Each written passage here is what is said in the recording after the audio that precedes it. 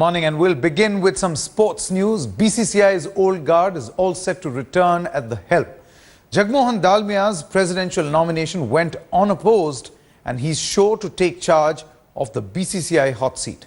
All now depends on who will be working under him, members backed by Sharad Pawar or Srinivasan.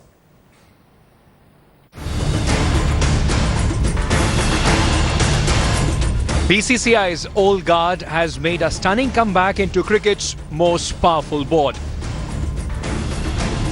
Jagmohan Dalmiya is all set to return at the helm after he was the sole candidate to file nomination for the post of BCCI's president.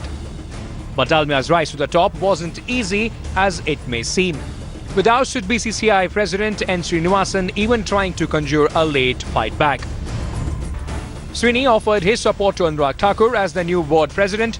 However, things did not materialize, and both the Srini and Pawar camp settled for Jagmohan Dalmiya as the president of the BCCI.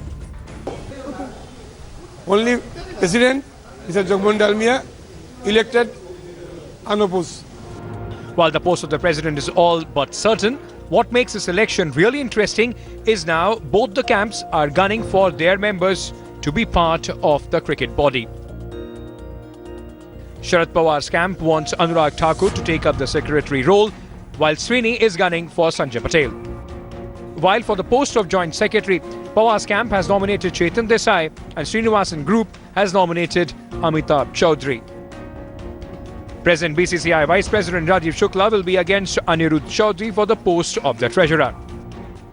Interestingly, not all BJP members are with Anurag Thakur, as Srinivasan has nominated three key members who were supposed to back Sharad Pawar, namely DDCA's C.K. Khanna, Jammu Kashmir's Motilal Nehru and Andhra Pradesh Cricket Association's Ganga Raju.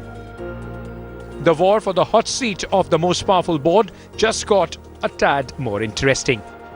While Dalmiya will be looking to end his career as a cricket administrator on a high, both Srinivasan and Pawar will be trying their best to inject their members to the board. So for the first time in a long time, the BCCI AGM will see elections.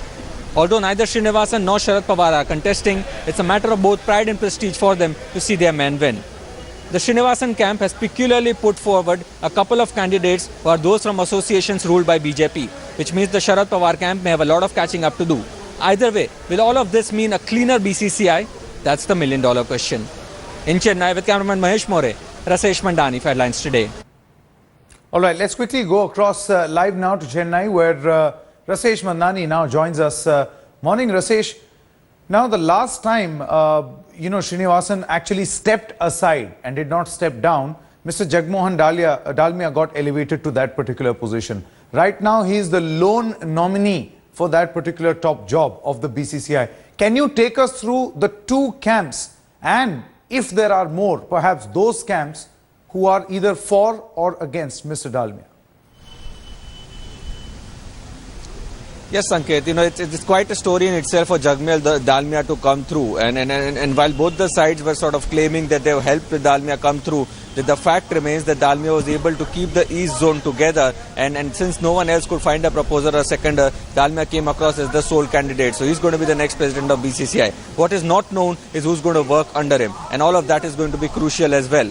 Srinivasan and Pawar, there are still clearly two camps. There are no any other camps as such, but there are a lot of equations that are being worked around. For example, someone like an Anurag Thakur, who's the secretary candidate from the Sharad Pawar camp, is looking at various equations. He understands that the numbers with the Pawar camp are not that crystal clear for him to see through. So he's looking at his contacts as being a party member of a ruling party as well. We saw him in closed doors with Madhav Scindia, who's also one of the candidates for the vice president, with Jyotiraditya Scindia is one of the candidates for the vice president's post, working overtime. So there are about 3 or 4 seats which are undecided, technically undecided as to which way they would swing, and there have been a lot of efforts to sort of shift them towards the Pawar camp. The Pawar camp believes at least 13 of the 29 seats that are going to be put to vote are with them. They need at least 2 more, possibly 3, to see them coming comfortably through. There are a couple of associations like the DDCA and the Baroda, for example, who put forward 2 candidates. Baroda's got a couple of warring factions. That decision is going to be taken by the chair. DDCA, of course, there is a rival, association. There's a rival member that's come in and said that I am the real representative. That decision is going to be taken by the chair. There are a number of equations within working within the games, and for that matter, I believe, Sanket, who's going to chair this meeting becomes extremely crucial. The Srinivasan camp wants someone like a Shivlal Yadav, who's been the interim arrangement all along. He's the senior vice president to become the chairman, but there's going to be opposition to that as well, and that decision would be the first decision taken at the AGM at 9:30. Now, two questions that I have, Rasesh, for you, and I'll shoot one after the other. Number one, what is the future of Mr. Srinivasan? He has often been criticized of trying to rule by proxy. Is that also an arrangement this time around, or do we finally see, the control of the Srinivasan regime finally over in the BCCI? Srinivasan doesn't want to give it up, Sanket. That's the simple reason that he's put up candidates. Directly him controlling the BCCI, ever becoming the president again in the next 3 years looks unlikely. Jagmohan Dalmiya is known to be a man of strong words, is known to be his own man, and he's clearly put that message across. So if Srinivasan is ambitious of becoming the president again, that may not happen. That will not happen. But there are candidates that is put forward, and remember, he's the ICC chairman as well. One of the points of the agenda at this meeting is who will represent India at the ICC, and Srinivasan wants to continue to be that man. That decision is going to be taken by the chair, and the other decision is about his chairmanship as well. He's the chairman for the next 3 years. Would he be allowed to continue? That decision will also be taken by the current dispensation. So in that sense, Srinivasan wants to be an interested party in running Indian cricket, and whether he'll be allowed to do that would in a lot of ways depend upon the men who are elected today. Absolutely. And my last question to you, Rasesh, perhaps the most interesting as far as I am concerned, how really does the BCCI, body, which is going for elections now, really work? Because it's interesting when you say that Anurag Thakur is part of the Sharad Pawar camp. I mean, whatever happened to political ideology, these are politicians who say something totally different when not in cricket, but in the cricketing world, they're all together. Oh yes, it's a bizarre world, the politics of cricket, Sanket.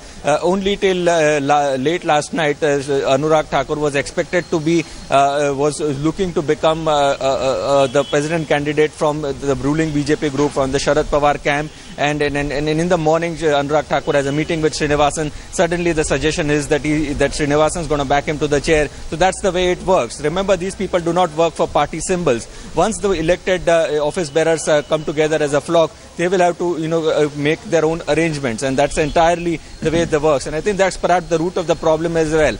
That is where it's come down to a situation where the Supreme Court has had to intervene, and there are issues of conflicts of interest. So that is the larger question that you're raising, Sanket. You're right. That once this AGM has been forced upon, these elections have been forced upon the BCCI, and this bitter situation that one finds is because of the entire scandal that's come to light and the Supreme Court having to intervene. Will we see a cleaner BCCI? I think that's the point that a lot of people would be looking at closely, and a lot of the onus now lies on someone like a Jagmohan Dalmiya, who's known to be an old administrator and someone who will have to keep his flock together and show a part to the BCCI going forward. Absolutely. He is the lone nominee. He's all set to become the next president of the BCCI. Many thanks, Rasesh Mandani, for getting us all the latest.